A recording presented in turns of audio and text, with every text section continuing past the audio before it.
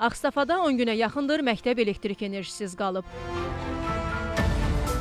Rayonun Qaçaqkərəm kənd orta məktəbinə elektrik enerjisinin verilməsi dayandırılıb. Bunun məktəbin transformatorunda yaranan nasazlıqla əlaqədar olduğu açıqlanıb. İşıqlar yanmır, vallahi ha vaxt ilə uşaqlarımız gəlir, gedir. Bir həftədə 10 gündür yanmır işıqlar. Vallahi biraz çətinlik çəkirlər, işıqlar yanmır, qaranlıq olur, içəri soyuq olur belə. İşıqlar yanmır da uşaqlarımız əziyyət çəkir. Qaranlıq otaqda kompüter işləmir, əziyyət çəkirlər.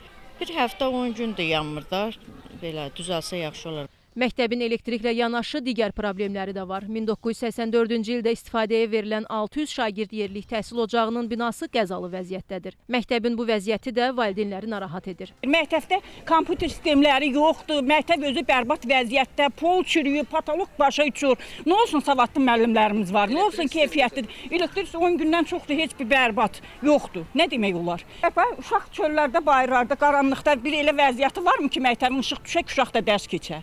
Tovuz Regional Təhsil İdarəsindən Xəzər xəbərə bildirilib ki, bir neçə gün bundan əvvəl ölkədə müşahidə edilən qeyri-sabit hava şəraiti və intensiv yağıntılar nəticəsində elektrik xətlərində nasazlıq yarandığı üçün təhsil müəssisəsinin transformatoru qurğusu sıradan çıxıb. Nasazlığın aradan qaldırılması üçün aidiyyəti üzrə müraciət edilib.